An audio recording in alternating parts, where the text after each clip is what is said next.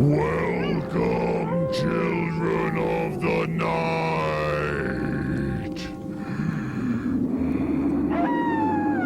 Welcome to Dr. Cadaver's Monster Horror Theater.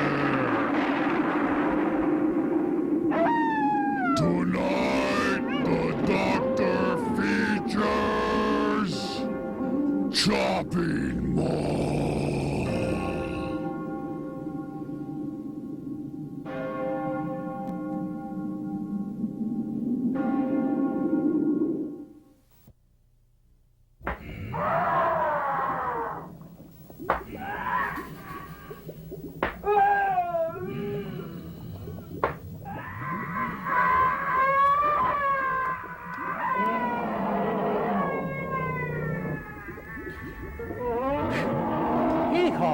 Why didn't you call me? Our show has already begun. Please forgive me for being late. You see, there was a very obnoxious vacuum cleaner salesman who dropped in this evening, and he simply would not take no for an answer. So I finally decided to say yes to chopping him up into little bitty pieces, that is. Of course, Igor. Here, help yourself. I saved you the liver. It's your favorite part. Well, Yummy. First of all, we'd like to thank you for tuning in once again to Dr. Cadaver's Monster Horror Theater. Last week was our first show, and thanks to all of you, it was a smashing success. Tonight, chopping seems to be the theme, as we are featuring a delightful little gore fest called Chopping Mall for your viewing pleasure this evening. Let's go ahead and start the picture now, so Igor and I can dispose of that pesky salesman's car and belongings in the swamp out back. But I must warn you, this one is not for the faint of heart. Watch at your own risk. You may never go into a mall again after seeing Chopping Mall. Would that be such a bad thing? Come, Igor, there's much to do. So far, so good. I like this one. I would like to see more blood, but I'm sure they'll get around to it. What do you think, Igor? Yes, I knew you'd say that. I've never been able to understand this culture's infernal preoccupation with shopping malls. But wait, now I must say I'm beginning to get it. I mean, I had no idea that mutilation and murder were integral parts of the mall experience. Perhaps tomorrow we should do a little shopping and chopping of our own. What do you say, Igor? Yeah. Sharpen this to a razor's edge and then fill up the hearse. Tomorrow we go to the mall. Yes, I know. But for now, let's return to tonight's feature, Chopping Mall. Maybe we can pick up a few pointers. Oh, Mike. What? Hurry back. Down on it. Good news, Igor. We received our first viewer letter via email. It's from Walter in Pompano Beach. Let's see what he has to say. Dear Dr. Cadaver, I love your show. I'm sending you this letter in the hope that, as a renowned scientist, you can help me with my most distressing problem. You see, I have fallen head over heels in love with the neighbor lady next door.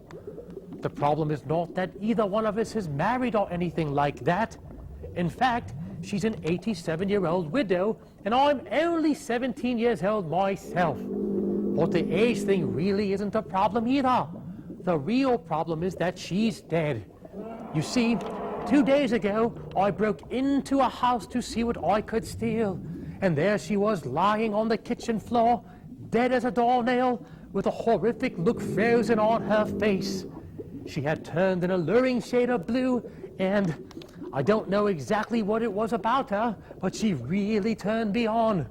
That old crumpled up face, that white cirrhosis-covered head, those agape yet lifeless eyes, that flappy skin layer on the head, chin, and arms. I could go on and on, but I'm starting to get all worked up. Me too, Walter. Anyway, you can imagine my dilemma. It's been 5 days since I found her, and rigor mortis is starting to set in. I'm keeping her in my parents' freezer at the moment, but sooner or later, I'll have to move her, and I don't know where I should go. Should I run away with her? The thing is, when I put her in my car and drive around here in South Florida, she blends right in and no one notices her.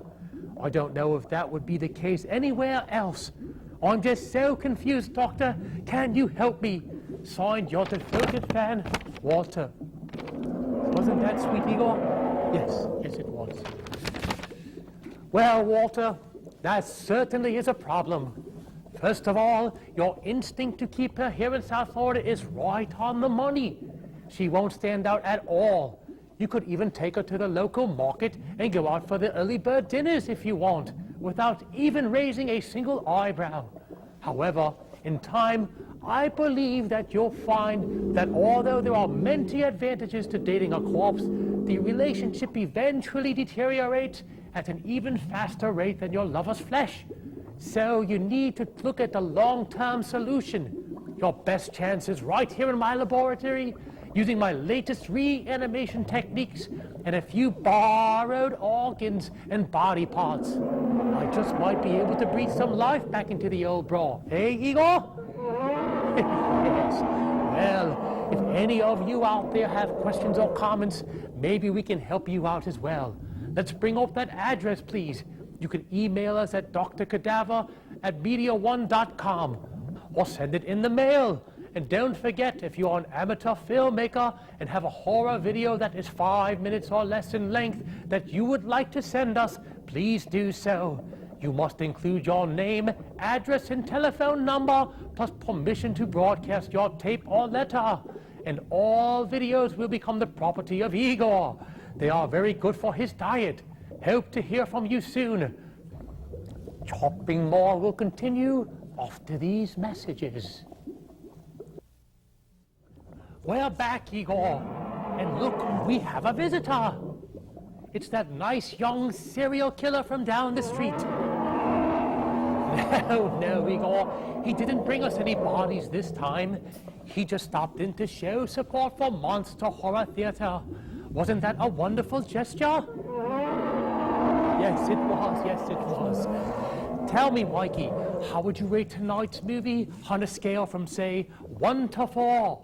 With 1 being the least frightful and bloody, and 4 being the grand supreme gore fest we all yearn for.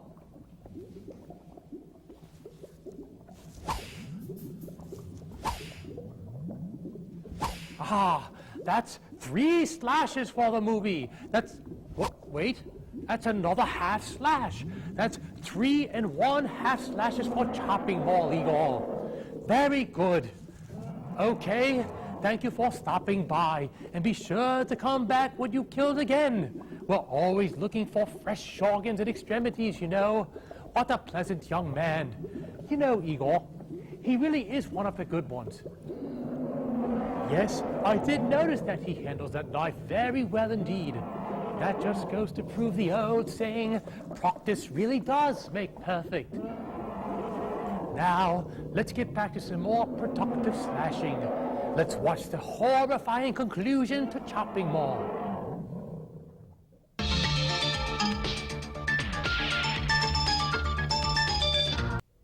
Well, Igor, another Monster Horror Theater has come to an end. Did you fill up the hearse? Good boy. Remember, we're going to the mall tomorrow to try our hands at a little chopping. I hope you all enjoyed our feature this evening. We'll be back next week with another terrifying feature.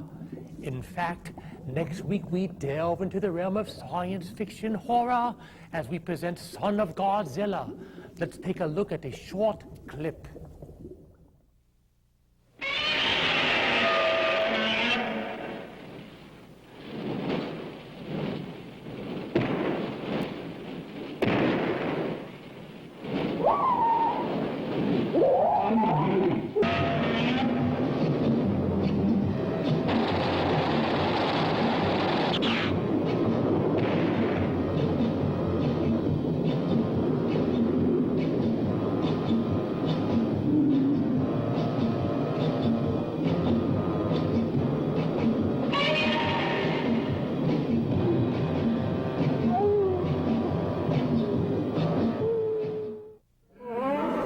Yes, Igor. I know what a big fan of Godzilla you are, but you'll just have to wait until next week.